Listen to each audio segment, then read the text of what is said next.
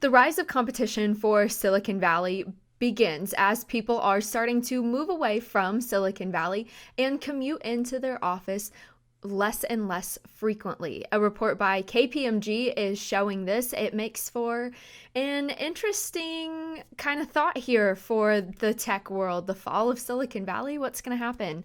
I'm Beth Motter here with Daphne LaPrance-Rangay. Daphne, you've gone through this report. Tell us about it. What's going to happen with Silicon Valley?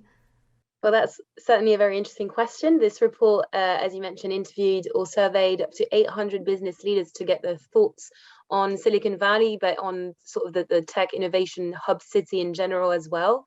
And what it found is that only a third of respondents think that Silicon Valley will retain its status as the sort of leading hub in its city for innovation and tech. A whole other third believed that actively Silicon Valley would not retain this status.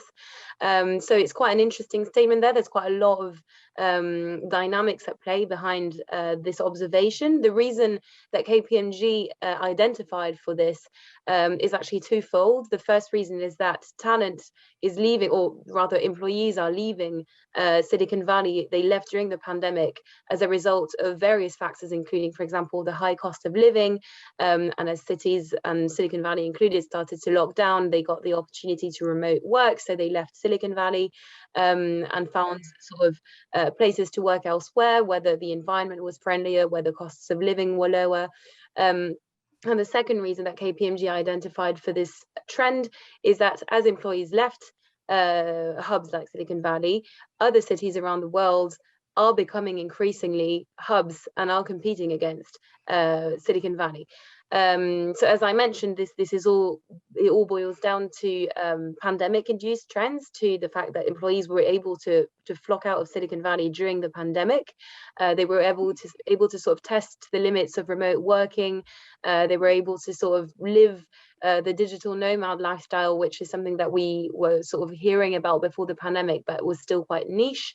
And then companies, tech companies particularly, started making these arrangements potentially definitive. So companies like Facebook, Square, Twitter, Salesforce all came forward and all said that it would be possible for employees to stay remote permanently if they wanted to. So really, from the perspective of a lot of employees, there's no point really in going back to Silicon Valley to live the campus life that was promoted by tech companies previously, where you sort of live, work, play, do everything on campus where your company headquarters are located, which is why we're seeing those sort of trends among decision makers, among business leaders, showing that potentially this sort of hub city that was Silicon Valley is losing some of its appeal potentially. Yeah, so with these companies coming forward and saying that people can work remotely, is this the fall of hub cities?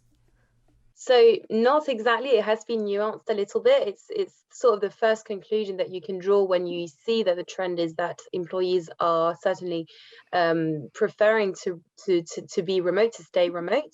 But there are sort of two phases that we can identify in the pandemic, or rather in the switch to remote working that the pandemic caused.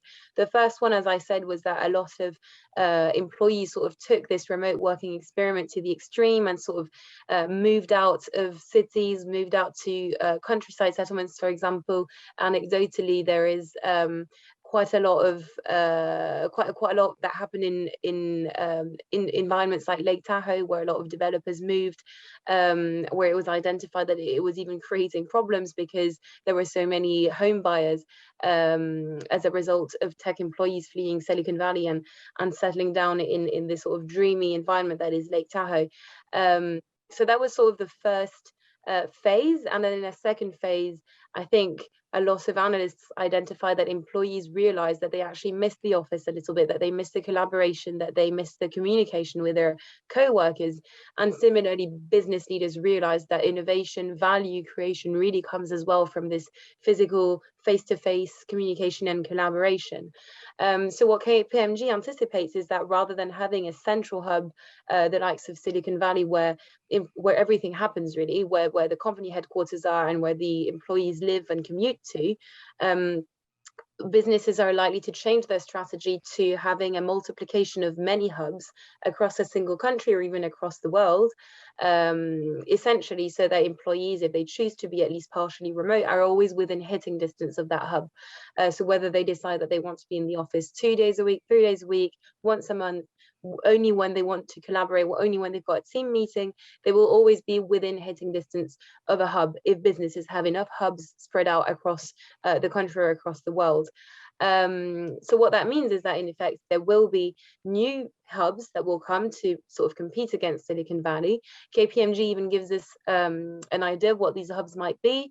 According to their research, Singapore is definitely a hub in the making, but we've also got New York, Tel Aviv, London, Shanghai, Hong Kong, Seattle, Austin. So all of these cities that are not that surprising. They were all sort of hubs in the making before the pandemic as well.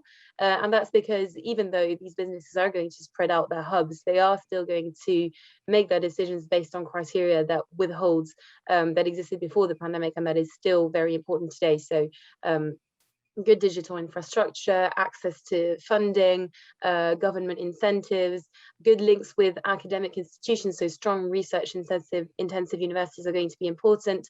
So certainly those hubs are not surprising. They're not just random cities scattered across the globe. But the point is more that rather than having one hub city or a handful of hub cities, that doesn't leave much choice to the employee in terms of where they want to live and where they want to commute to. They will switch to the strategy of multiplying hubs, all for one reason really, is to adapt to the needs and desires of employees after this pandemic.